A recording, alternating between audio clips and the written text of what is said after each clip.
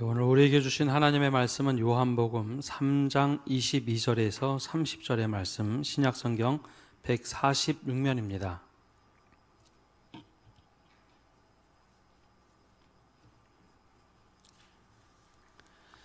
이제 말씀을 봉독합니다. 그 후에 예수께서 제자들과 유대 땅으로 가서 거기 함께 유하시며 세례를 베푸시더라. 요한도 살렘 가까운 에논에서 세례를 베푸니 거기 물이 많음이라. 그러므로 사람들이 와서 세례를 받더라. 요한이 아직 옥에 갇히지 아니하였더라. 이에 요한의 제자 중에서 한 유대인과 더불어 정결 예식에 대하여 변론이 되었더니 그들이 요한에게 가서 이르되 랍비여, 선생님과 함께 요단강 저편에 있던 이곳 선생님이 증언하던 이가 세례를 베풀매 사람이 다 그에게로 가더이다. 요한이 대답하여 이르되 만일 하늘에서 주신 바 아니면 사람이 아무것도 받을 수 없느니라. 내가 말한 바 나는 그리스도가 아니요 그의 앞에 보내심을 받은 자라고 한 것을 증언할 자는 너희니라. 신부를 취하는 자는 신랑이나 서서 신랑의 음성을 듣는 친구가 크게 기뻐하나니 나는 이러한 기쁨으로 충만하였노라. 그는 흥하여야 하겠고 나는 쇠하여야 하리라 하니라. 아멘. 사순절이 시작이 됐습니다. 사순절은 주님을 더 깊이 묵상하는 시간이기도 하며 우리의 거룩함을 회복하는 시간입니다. 그래서 사순절 더 깊이 하나님 만나는 모든 성도님들, 또 온라인으로 예배 참여하는 성도님들 되시기를 바랍니다. 우리가 살아가면서 한 가지 숙제를 평생 풀게 되는데요.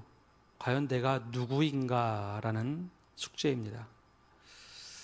어떤 경우에는 내가 누구인가 뿌리를 찾기 위해서 족보를 찾거나 우리 가문이 어떤 가문인가 그 속에서 나의 존재를 찾는 분들도 계시고 때로는 내 직책을 통해서 나를 찾는 분도 있고 또 나의 역할을 통해서 찾는 분들도 있습니다. 그런데 이 외적인 것이 어느 때가 되면 내가 벗게 될 때가 있습니다. 물론 족보와 같은 경우는 내가 어느 가문에서 태어나느냐 내 위치는 찾을 수 있는데요. 그러나 대부분의 것들은 나이가 들면 예를 들어서 직장의 경우에는 은퇴를 하게 되면 그 외적인 것들이 떨어져 나갑니다. 그럼 갑자기 나는 어떤 존재인가 하는 생각을 하게 됩니다. 또 평생 주부로 살아오면서 내가 자녀들을 열심히 키워왔는데 자녀들이 내 품 안에서 떠나가는 순간 내가 무엇을 위해서 이렇게 살고 나는 어떤 존재인가 라는 생각을 또 하게 됩니다. 이 근본적인 질문, 나는 누구인가?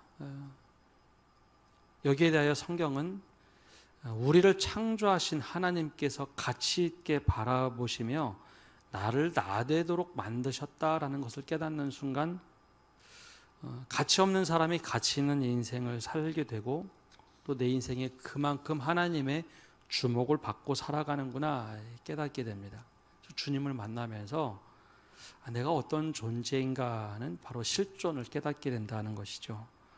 오늘은 바로 그 인생의 주연과 조연에 대해서 함께 말씀을 나누려고 합니다. 나는 과연 내 인생에서 어떤 존재인가? 오랫동안 뮤지컬 배우를 하셨던 집사님이 한번 공연 이야기를 해준 적이 있습니다. 뮤지컬에 구성되는 요소를 보면 배우들만 보면 주연이 있고 조연이 있고 앙상블이라고 해서 뒤에서 춤추고 노래하는 많은 사람들로 구성됩니다. 그런데 이 오디션을 보게 되면 연출자들과 몇 명이 앞에 서서 오디션을 보는데요. 주연 배우를 맡는 사람들은 오디션 보는 순간 다들 이 사람은 주연이다 라고 알아본답니다. 몸에서 나오는 그냥 좀 표현이 재미있지만 아우라가 그냥 이렇게 확 뿜어져 나온다고 해요. 그래서 주연을 맡은 사람들은 앞에 서 있거나 뒤에 서 있거나 저 구석에 서 있어서 웅크리고 있어도 그 주연의 역할들 배우로서 그 아우라가 나와서 저 사람 주연이다. 그냥 알아본다는 겁니다. 근데 반면 이 조연의 경우는 저는 조연들은 연기가 좀 떨어지는 사람인 줄 알았는데 그것이 아니라 조연은 연기를 못하는 사람이 하는 것이 아니라 조연에 잘 어울리는 옷을 딱 가지고 있는 사람이라고 말을 합니다. 그래서 조연을 하는 사람들이 오히려 때로는 더 어려울 때가 있다고 합니다. 조연을 통해서 주연을 더 반짝반짝 빛나게 하는 조연의 역할. 그래서 연기를 잘하고 오랫동안 한 사람들이 조연을 맡으면 그렇게 무대가 잘 꾸며진다고 해요. 조연이 최선을 다해 자기 역할을 감당하면 주연이 정말 빛난다고 합니다. 조연이 자기 역할을 대충하고 잘 못하면 주연이 빛을 발하기도 하고, 조연이 자기의 선을 넘어서 너무 많은 역할을 하면 그 공연은 망친다고 합니다. 그래서 화려한 주연보다 조연의 역할이 중요하고, 또 뒤에 서 있는 앙상블들이 자기 역할을 최선을 다해 줄 때 그 공연이 성공적이 되었다라고 말합니다. 그럼 공연이 끝나고 나면 연출가나 지휘자가 배우들을 다시 한번 부르면서 인사를 시키죠. 정말 수고했다. 정말 자신의 역할을 정말 잘 최선을 다했던 배우들에게 큰 갈채를 보냅니다. 역사를 주관하시는 하나님, 마치 역사의 연출가처럼 오늘도 역사를 주관하시면서 우리를 부르십니다. 그런데 이 역사의 한 복판에 바로 예수님이 들어오시면서 그분이 주연을 맡으셨습니다. 그렇게 허락을 하셨죠. 확 드러나지 않아도 아주 겸손하게, 아주 낮은 자리에 오셔도 주님은 주님이셨습니다.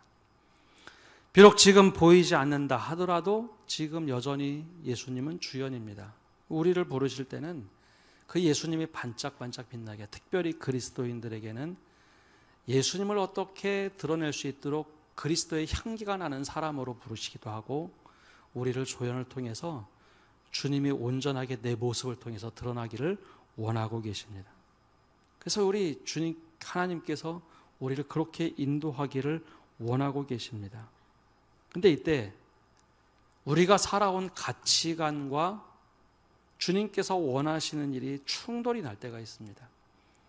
우리는 그렇게 조연을 맡도록 우리 사고방식이 돌아가는 것이 아니라 나는 주인공이 돼야 돼, 나는 주연을 맡아야 돼, 나는 최고가 돼야 돼 하는 피라미드 속에서 살아왔기 때문에 늘 그 갈등과 충돌이 일어납니다. 바로 그때 우리 인생의 주연과 조연으로서 우리는 어떻게 살아야 되는가, 오늘 말씀에 나오는 것을 통해서 같이 함께 살펴보려고 합니다.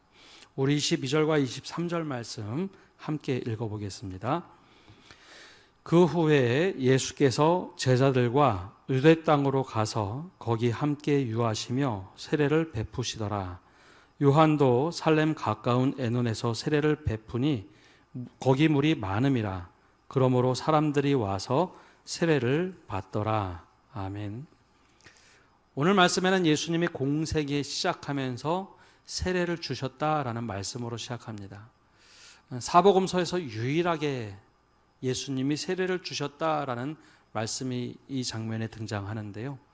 예수님이 아마 몇 명 정도 세례를 주셨던 것 같습니다. 유대 땅에서 세례를 주시는 한편 세례 요한은 에논이라는 지역에서 세례를 주기 시작합니다. 그런데 이때 제자들이 예수님의 제자가 아니라 세례 요한의 제자들이 굉장히 불쾌한 감정을 갖게 됩니다. 그래서 세례 요한을 찾아가서 스승께 따지는 이야기가 26절에 이렇게 나옵니다. 함께 읽어보겠습니다.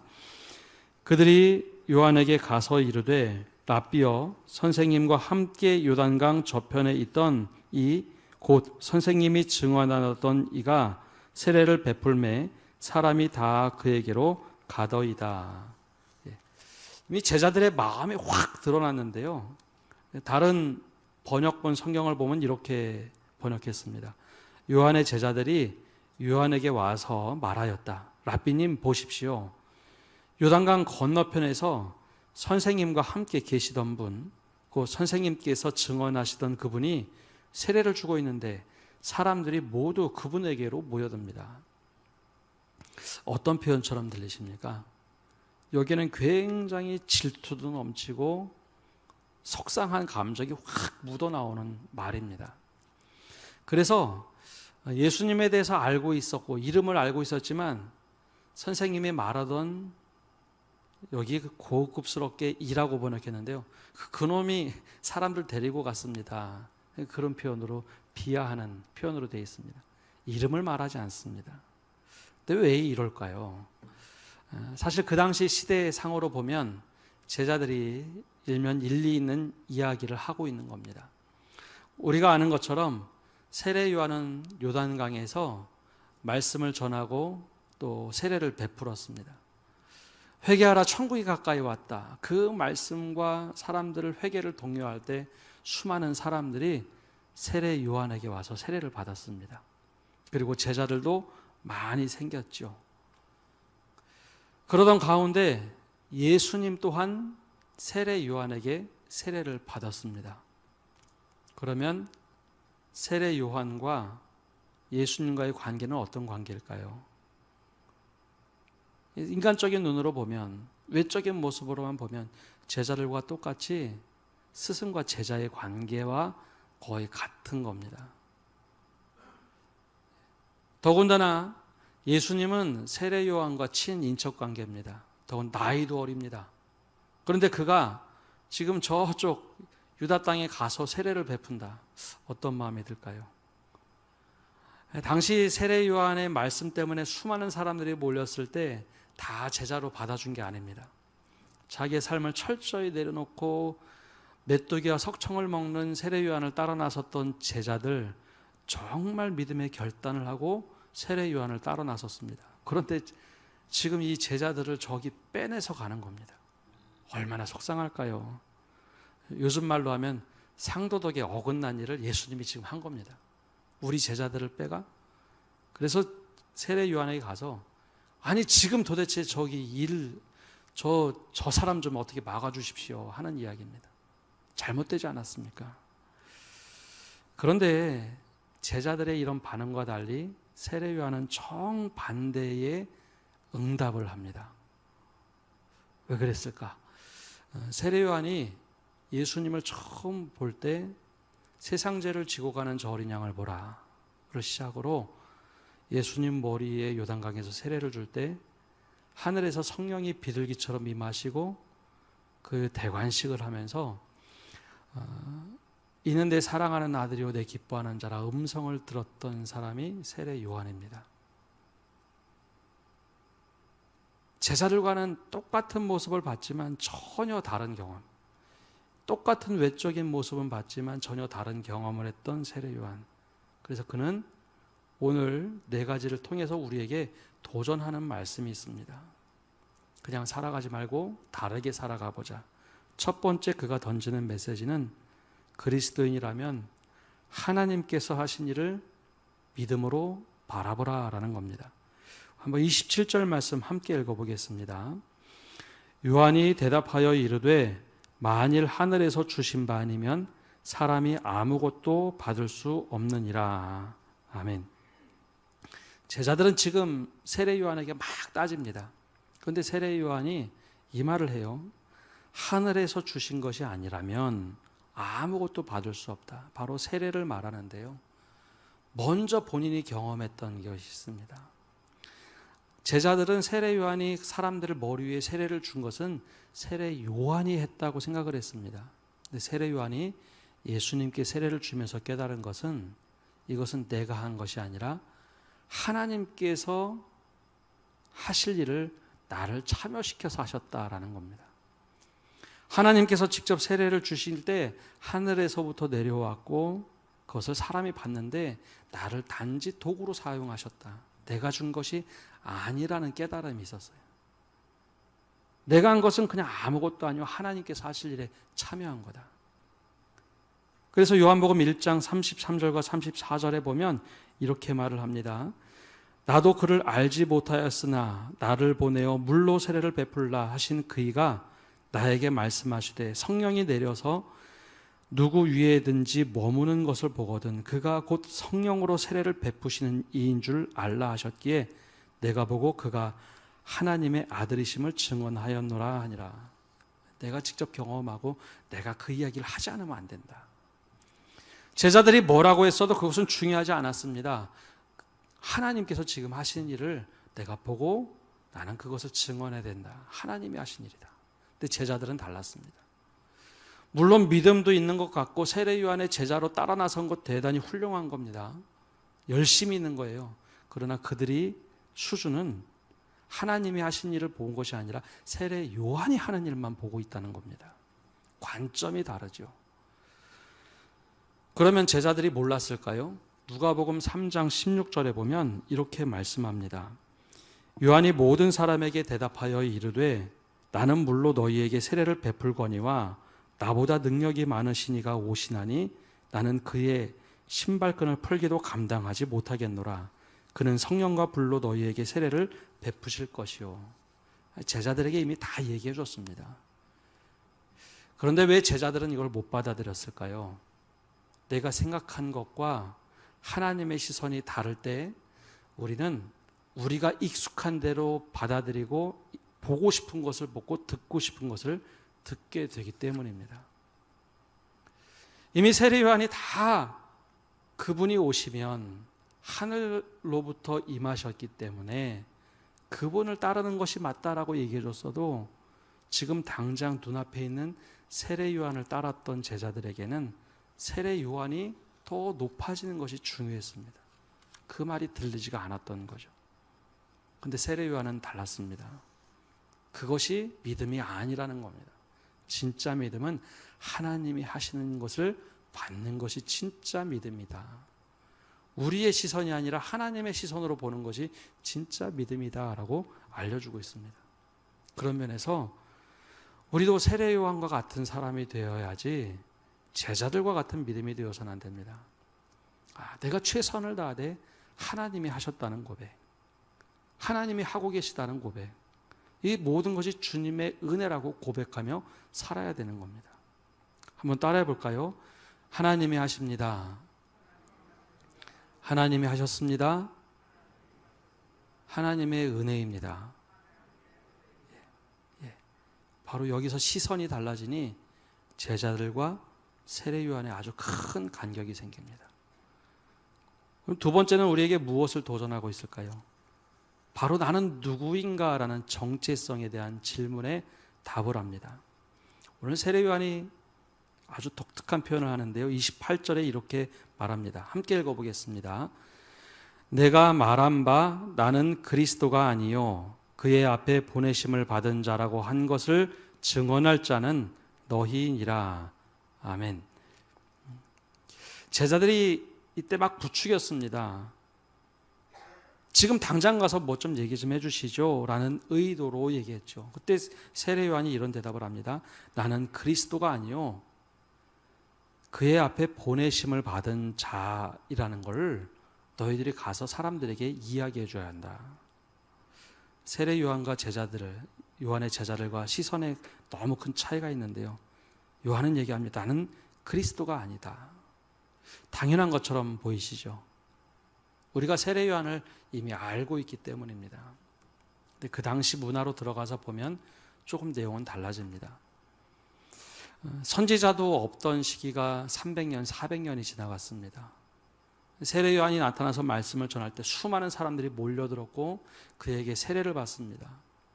신흥 세력으로 급부상했던 것이 바로 세례 요한과 제자들입니다. 엄청나게 많은 사람들이 드디어 믿음의 새로운 시절이 왔다라고 생각하면서 선지자이십니까? 엘리야입니까? 라는 수많은 질문을 받았던 세례 요한. 막 이렇게 사람들이 추앙을 하면요. 거기서 그때 한마디만 하면 됩니다. 제가 할게요. 그리고 늘 핑계는 될 수 있습니다. 사람들이 나에게 이렇게 요구를 했다. 사실 세상의 방법 중에 정치인들이 제일 많이 쓰는 방법 아닙니까? 근데 이 모든 흐름들이 똑같이 교회도 들어올 수 있습니다. 제자들도 그랬어요. 제자들도 세례 요한을 막 추대해서 더 높은 자리에 올라가기를 원했습니다. 제자들이 불쾌했던 이유가 아이 선생님 대신 저 예수란 사람이 사람들을 데리고 가는 것에 그래서 기분 나빠했던 거죠. 여기서 바리새인과 세례 요한의 제자들의 차이가 도대체 뭘까요? 바리새인과 사두개인들은요, 정형화되고 공식적인 권력을 가지고 있던 사람들입니다. 하나님을 정말 잘 섬긴다라고 말하면서도 그 중간에 자기들이 껴서 하나님 아래에 있는 사람들을 통제할 수 있는 힘을 가지고 있던 사람들. 그럼 세례 요한의 제자들은 어떤 모습이었을까요? 말 그대로 신흥 세력이 올라올 때 세례 요한이 더 높은 자리에 올라가기만 하면 우리들도 그런 힘을 가질 수 있다라고 생각했던 사람입니다. 방법만 다르지 맥락은 똑같습니다. 자신들의 영향력을 전하고 싶어서 세례 요한에게 가서 따졌던 겁니다. 아니 지금 저 사람이 저렇게 하는데. 근데 이때 세례 요한이 그 질문에 철퇴를 내립니다. 나는 그리스도가 아니라 라고 그 선언을 하는 겁니다. 나에게 그것을 요구하지 말고 나는 그리스도가 아니고 그 앞에 보내심을 받은 사람이다. 너희가 그것을 전해야지 왜 나에게 그리스도처럼 행하느냐? 왜 나에게 그것을 요구하느냐? 바로 그 이야기를 하는 겁니다. 자기 정체성이 아주 뚜렷한 사람. 하나님께서 그리스도를 높이도록 나는 메신저지 메시지가 아니라는 겁니다. 나는 전달하는 사람, 광야에 외치는 소리와 같은 존재지 내가 그 알맹이가 아니다라는 거죠. 그러면서 제자들을 오히려 혼내킵니다. 너희들이 그 증인으로 살아야 되는데 왜 너희들이 엉뚱한 얘기를 하느냐? 너희들이 그 증인으로 살아라. 그러면서 잘못된 왜곡된 믿음을 바르게 가르쳐 줍니다. 제자들과 세례 요한과 얼마나 큰 차이가 있습니까? 바로 우리 믿음이 어디쯤에 있는지 우리 스스로에게 질문해 봐야 됩니다. 우리의 믿음은 세례 요한의 제자와 같은 믿음 수준 갖는 것도 좋은 믿음입니다. 그러나 왜곡된 믿음엔 결정적으로 예수 그리스도를 따르는 것이 아니라 사람을 따를 수 있다는 거죠. 가르치는 손가락을 바라보고 여기가 메시아다라고 얘기하는, 그것이 아니라는 것을 세례 요한은 가르쳐 줍니다. 그러면서 진짜 믿음의 거장으로서 얘기합니다. 우리는 다 증인들이지, 증인으로서 살아가는 사람들이지 우리가 그리스도가 아니다. 우리가 그걸 증언하죠. 우리가 바로 이런 믿음의 주연이 아니라 조연의 역할을 잘 감당해야 합니다. 그럴 때 주님께서 기뻐하십니다. 세 번째로 우리에게 도전하는 것은 요한처럼 내가 최선을 다하고 기쁨을 누릴 줄 아는 믿음입니다. 29절에 이 말씀을 합니다. 함께 읽어보겠습니다. 신부를 취하는 자는 신랑이나 서서 신랑의 음성을 듣는 친구가 크게 기뻐하나니 나는 이러한 기쁨으로 충만하였노라. 아멘. 사실 제가 이 말씀을 묵상하며 뜨거운 가슴이 확 올라왔습니다. 어떤 이야기인가 하면 구약성경과 신약성경의 공통된 메시지 중에 비유 중에 하나가 신랑입니다. 신부와 신랑이 결혼할 때 신랑이 크게 기뻐하죠. 마치 주님과 우리가 연합하는 그 모습을 상징합니다. 그런데 신랑 옆에 서 있던 친구가 신랑이 결혼하면서 크게 기뻐하니 나도 그 기쁨이 즐거워서 함께 기쁨에 참여하는 것. 내가 내 역할 다하면서 들러리로서 그 역할 참여하면서 크게 기뻐해 주는 것. 나는 주님이 오시기 때문에 내가 그 기쁨에 참여하고 나는 크게 기뻐했다라고 세례 요한은 얘기합니다. 근데 너희들 왜 속상해하느냐? 제자들에게 반문만 하지 않았지 그 이야기를 해주는 겁니다. 너희들은 왜 속상해하지? 나는 그분이 오셔서 너무 기쁜데. 세례 요한은 제자들처럼 주연을 맡지 못하고 해서 불평하지 않습니다. 왜 저기 가서 사람들한테 더 많은 주목을 받아야지? 제자들이 그 이야기를 했다고 해서 거기에 휩쓸리지도 않습니다. 아니, 나는 하나님께서 나에게 지금 맡겨주신 이것이 얼마나 기쁜지 몰라. 그 이야기를 고백하고 있는 거죠. 제자들은 아마 달랐을 겁니다. 우리가 어떻게 선생님을 따랐는데 먹을 거 못 먹고 입을 거 못 입고 어떻게 우리가 따랐는데 우리가 더 좋은 자리에 갔어야 되는데 그 자리에 집착했는지도 모르겠습니다. 그래서 스승을 찾아와서 그렇게 역정을 냈는지 모르겠습니다. 근데 세례 요한은 전혀 다릅니다. 나에게 주신 이것을 기쁨으로 누릴 수 있는 믿음이 있었다는 것이죠. 매월 마지막 주 금요일이 되면 올해부터 초등부 교사들이 모여서 금요기도에 참여한 후에 원례회를 합니다. 지난달에도 했고 그제도 모여서 원례회 하는 것을 보았습니다. 근데 제가 그 모습을 보면서 굉장히 감사했습니다. 교회에는 보통 3D 업종이 있다고 예전부터 얘기를 합니다. 보통 주방봉사, 또 찬양대 교사, 시간을 많이 할애해야 되기 때문에 어려운 직책이라고 다들 얘기합니다. 근데 교사들이 아이들 가르치고 모여서 원래할 시간이 없다고 한 달에 한 번 금요기도에 참여하고 또 원래하면서 기도회를 한다는 모습을 보면서 내가 최선을 다하면서도 기쁨을 누릴 수 있는 것, 누가 알아주지 않아도 그 주님의 즐거움에 참여하는 그 모습을 보면서 굉장히 감사한 마음이 들었습니다. 사실 우리가 믿음 생활한다는 것은 이런 것 아닙니까? 우리가 찬양할 때 찬송가 마지막에 이런 찬양이 있습니다. 주님 나와 동행하면서 나를 친구 삼으셨네. 우리 서로 받은 그 기쁨은 알 사람이 없도다. 한번 같이 해볼까요? 우리 서로 받은 그 기쁨은 알 사람이 없도다. 사실 이것이 세례 요한의 고백 아닙니까? 내가 정말 최선을 다하고 사람들한테 때론 욕을 먹고 이후에 내가 주를 위해서 최선을 다하고 산 결과 참수를 당합니다. 근데 오늘 그가 표현하는 것이 있어요. 나에게는 그것이 정말 기쁨이었다. 주를 위한 기쁨이었다. 우리가 이런 믿음을 갖고 살아야지 요한의 제자들과 같은 믿음을 갖고 살면 안 됩니다.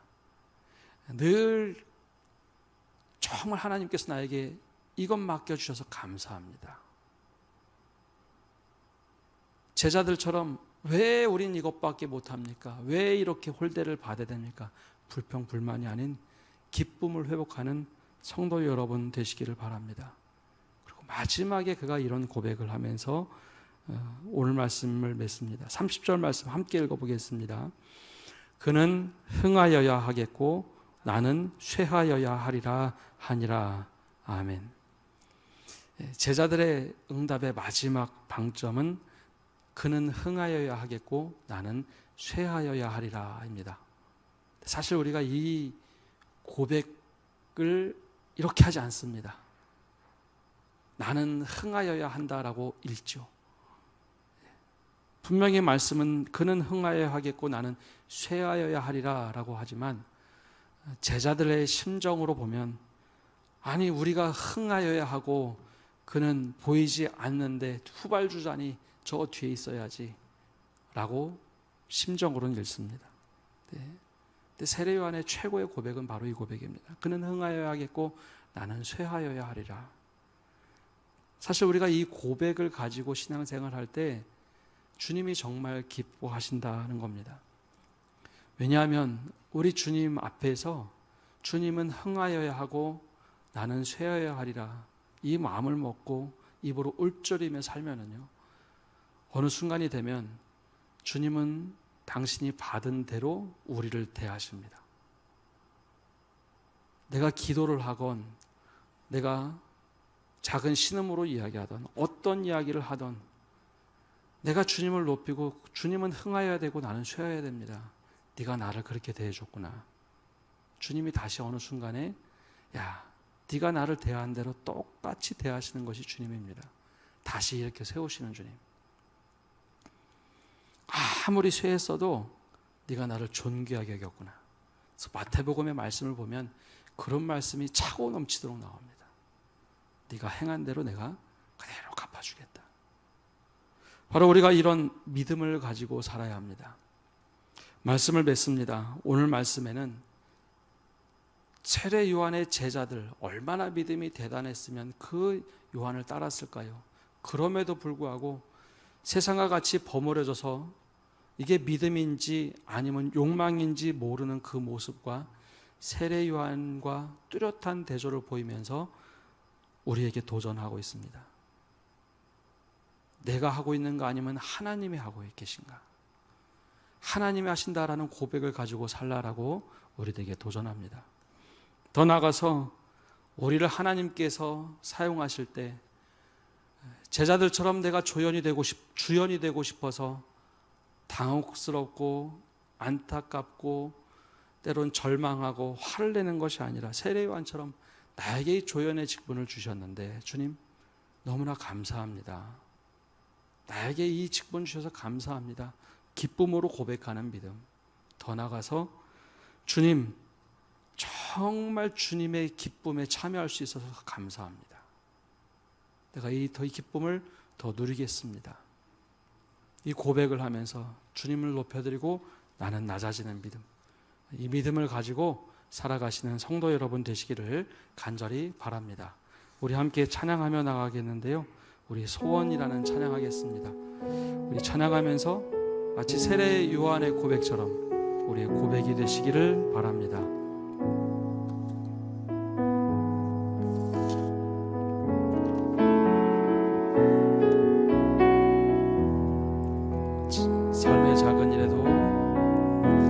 삶의 작은 일에도 그 마음을 알기 원하네.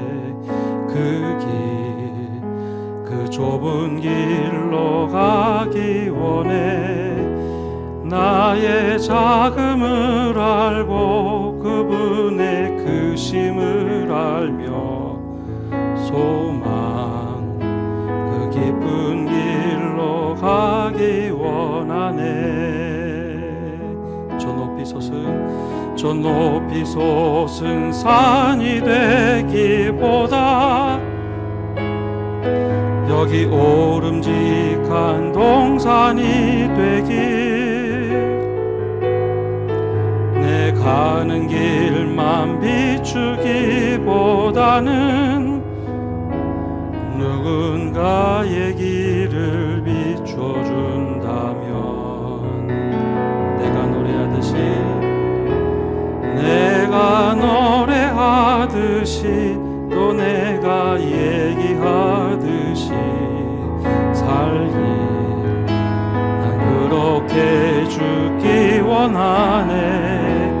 삶의 한 절이라도 그분을 담기 원하네. 사랑 그 높은 길로 가기 원하네.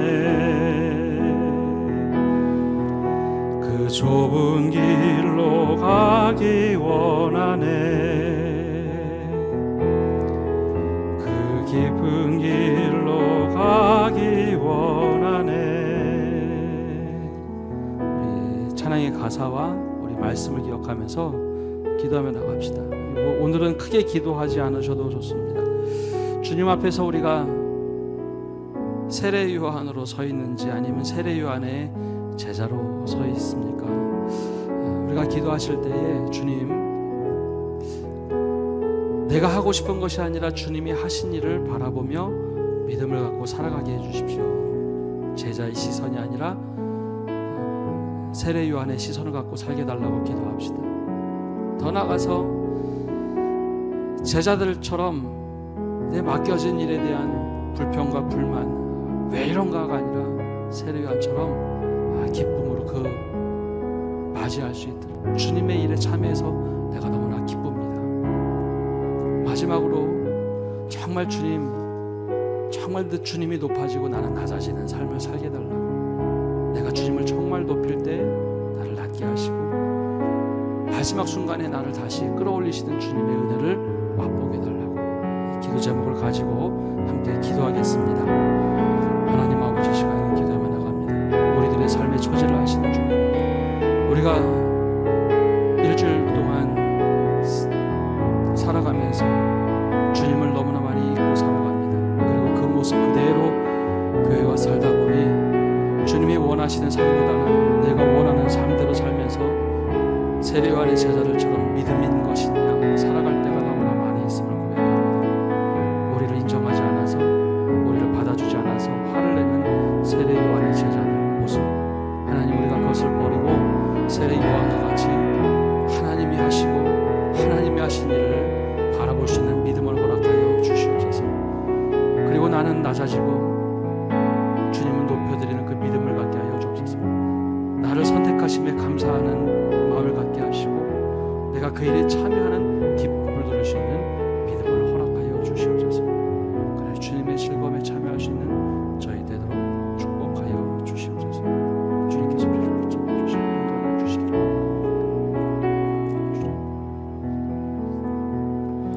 살아계신 주님,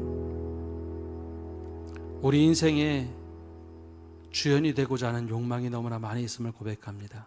주님이 우리 주인 되심에도 불구하고 내가 그 자리에 올라가고자 하는 마음, 세례 요한의 제자들처럼 그 마음이 들 때 우리를 쳐서 복종하여 세례 요한과 같은 믿음을 갖게 하여 주옵소서. 주님을 인정하고 하나님이 하신 일을 바라볼 수 있는 믿음 주시고 주님께 붙들려 살고 주님이 하시는 일에 참여함에 기쁨으로 참여하고 감사함으로 참여하고 주님을 높여드리되 나는 낮아지고 주님이 오직 남고 나는 사라지는 믿음, 그래요 주님께 영광 돌리는 믿음 갖게 하여 주옵소서. 이 사순절의 첫 주일 우리가 주님 앞에 엎드려 기도하며 나가게 하여 주옵소서. 예수님의 이름으로 기도합니다. 아멘.